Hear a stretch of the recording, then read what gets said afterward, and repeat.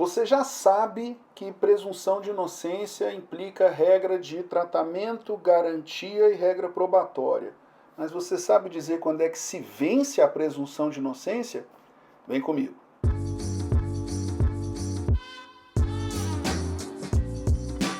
A presunção de inocência é postulado positivado na nossa Constituição. Eu já tive a oportunidade de destacar aqui no Pensando Direito que a presunção de inocência na nossa Constituição ela tem uma redação um pouco ambígua, quando ela diz que ninguém será considerado culpado até o trânsito em julgado de sentença penal condenatória. Convencionalmente falando, me refiro aqui à Convenção Americana de Direitos Humanos e outros tantos documentos internacionais, a presunção de inocência é positivada de maneira um pouco mais clara. Lá se diz, é presumida inocência até que legalmente seja comprovada a culpa do acusado. Particularmente, eu acho essa redação muito mais clara do que a opção do Constituinte brasileiro. Mas essa pretensão de asepsia, de neutralidade da Constituição não implicou qualquer demérito, diminuição ou gradação da presunção de inocência. Temos a presunção de inocência no ordenamento brasileiro e ela já é reconhecida como tal, seja pela jurisprudência dos tribunais superiores, seja pela própria conformação desse postulado por nossa legislação interna. Nosso Código de Processo Penal, certo, é de 1941, mas a gente precisa entender que já foram mais de 60 alterações legislativas, dentre elas muitas substanciais, como, por exemplo, as alterações no regime de provas, procedimentos, Tribunal do Júri no ano de 2008, prisões cautelares e medidas cautelares pessoais em 2011, o interrogatório em 2003, enfim, são muitas as alterações e elas refletem essa compreensão da presunção de inocência. Você sabe que a presunção de inocência projeta uma regra probatória. O ônus da prova é todo da acusação. Uma regra de garantia. O acusado precisa ser tratado como uma regra de garantia segundo a qual você não pode tolher garantias do acusado no curso do processo, justamente porque se presume ele inocente. E uma regra de tratamento. Agora sim, o acusado tem o direito de ser tratado como inocente até que legalmente seja comprovada a sua culpa. É por essa regra que a eventual imposição de medidas cautelares que se pautam no risco da liberdade do acusado e não na culpa do acusado, reclamam fundamentação concreta, idônea e dirigida àquele caso concreto. Certo, isso tudo aqui já é de conhecimento geral quando falamos da presunção de inocência. Mas uma pergunta bem simples. Quando o juiz vai sentenciar um feito, o que é que permite a ele vencer essa presunção e eventualmente reconhecer a culpa do acusado? Essa é a pergunta de ouro aqui que muitas vezes reclama maior desenvolvimento sobre quem está estudando o processo penal. Eu indicaria para vocês pelo menos 5 elementos indicativos de quando se vence a presunção de inocência.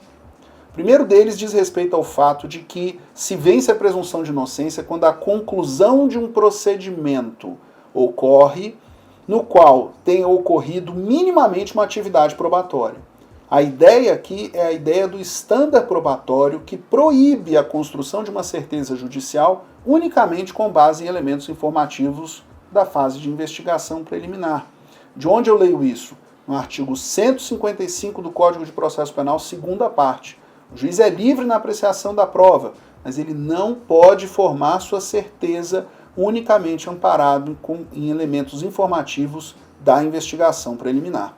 Então, é preciso que essa superação da presunção derive de um procedimento no qual tenha ocorrido minimamente a atividade probatória.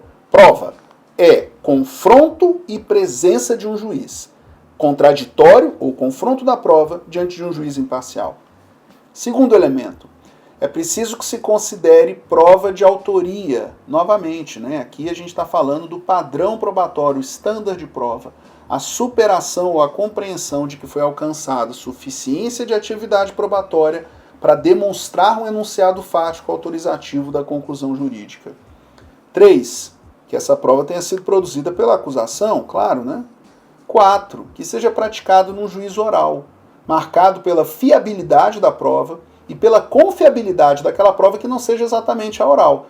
Veja só que no nosso Código de Processo Penal hoje nós temos inclusive uma disciplina muito bem detalhada da cadeia de custódia.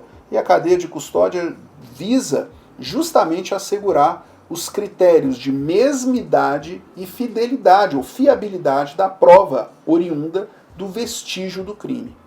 certo. E aqui o quinto elemento, que isso tudo seja produzido ou ensejado no processo, respeitando as garantias constitucionais e legais do acusado. Então, essa conjugação dos 5 elementos, ou seja, um procedimento que observe o mínimo de atividade probatória, que se considere prova da autoria, que seja essa prova produzida pela acusação, que seja ela praticada num juízo oral, ou seja, perante um julgador com imediatidade de provas e provas orais produzidas diante de si, com fiabilidade dos testemunhos ali colhidos e, sobretudo, com fiabilidade de prova técnica. E, enfim, que tenha sido obtida por meio de respeito a todas as garantias constitucionais e legais desse acusado. É nesse sentido que se considera vencida a presunção de inocência. E é assim que uma eventual conclusão condenatória em relação a uma imputação criminal alcança o grau de certeza que afasta a presunção normativa, segundo o qual o acusado é considerado inocente até que legalmente comprovada a sua culpa.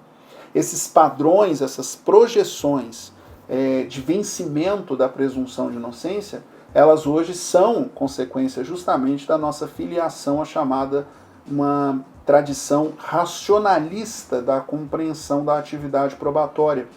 Aqui no Pensando Direito a gente está preparando um material específico que pretende ser didático e ao mesmo tempo que respeite a complexidade desses temas, que nós consigamos fazer uma compreensão verticalmente aprofundada, mas sem necessariamente que isso implique uma exposição cansativa ou muito complicada sobre isso. Respeitemos a complexidade do tema, mas tentemos fazer isso de maneira fácil.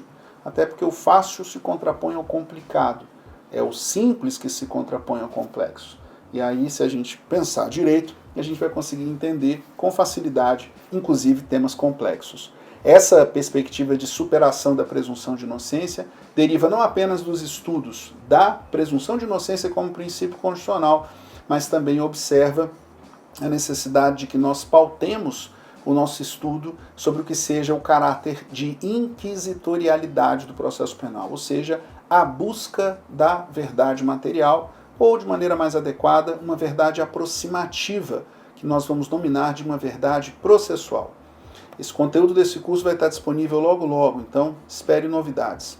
No Pensando Direito, eu, Antônio Suxberger, na sequência, nós estaremos discutindo os temas com mais profundidade, sobretudo nesse material exclusivo. Eu espero você. Até lá, um grande abraço.